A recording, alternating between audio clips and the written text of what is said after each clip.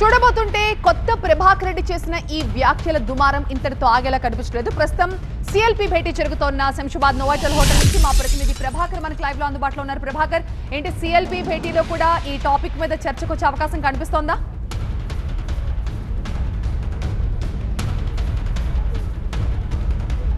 ప్రస్తుతం మనం Aerocity Novotel దగ్గర ఉన్నాం. ఏ ఇద్దరు ఎమ్మెల్యేలు కలిసినా కూడా రెండే విషయాలు ఇక్కడ చర్చకు వస్తున్నాయి. ఏ ఇద్దరు మంత్రులు కలిసినా కూడా ఆ రెండు విషయాలు చర్చకు వస్తున్నాయి. ఒకటి నిన్న ప్రేమ్ సాగర్ వ్యాఖ్యలు, రెండవది కొత్త ప్రభాకర్ రెడ్డి వ్యాఖ్యలు. కొత్త ప్రభాకర్ రెడ్డి వ్యాఖ్యలపైన చాలా సీరియస్ డిస్కషన్ నడుస్తుంది. ఎందుకు అట్లా మాట్లాడాల్సి వచ్చింది అనేది చాలామంది మంత్రులు పొంగులేటి, పొన్నం, అట్లాగే అద్దంకి దయాకర్ వీళ్ళందరూ కూడా మాట్లాడారు. ఒకటే చెప్తున్నారు, బీజేపీతో కలిసి బీఆర్ఎస్ మళ్ళీ కుట్ర చేసే ప్రయత్నం చేస్తుంది. కొత్త ప్రభాకర్ రెడ్డి కేవలం కొత్త ప్రభాకర్ రెడ్డిగా మాట్లాడలేదు, కేవలం దుబ్బాక్ ఎమ్మెల్యేగా మాట్లాడలేదు, ఆయన గజ్వేల్ ఇన్ఛార్జిగా కూడా ఉన్నారు.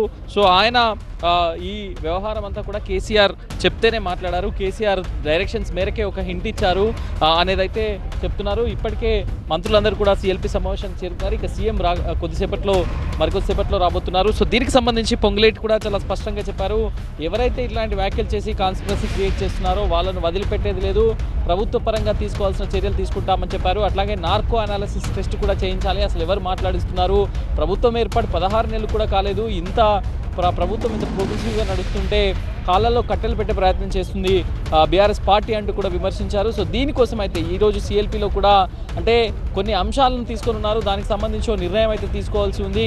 ఏవైతే ఫేక్ ప్రచారాలు అట్లాగే ప్రాపగండలు దీనిపైన ఆల్రెడీ డిస్కషన్స్ షెడ్యూల్ అయి ఉన్నాయి. సో ఇప్పుడు ఈ కొత్తగా ఈ ఇష్యూ కూడా యాడ్ అయింది.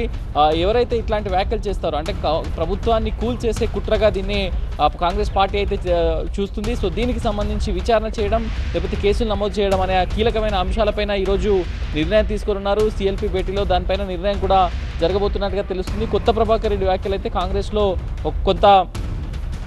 కొంత ఇంట్రెస్టింగ్ కామెంట్స్గానే మారాయి. సో వీటికి సంబంధించి మంత్రులు, ఎమ్మెల్యేలు ఇప్పటికే మాట్లాడుతున్న నేపథ్యంలో సీఎం కూడా దీనిపైన రిప్రజెంట్ చేసి దీన్ని పూర్తి స్థాయిలో విచారణ జరిపించాలి, కొత్త ప్రభాకర్ రెడ్డి వెనకాల ఎవరున్నారు అనేది తేల్చాలి అనేది అయితే సీఎంకు చెప్పనున్నారు. Thank you Prabhakar.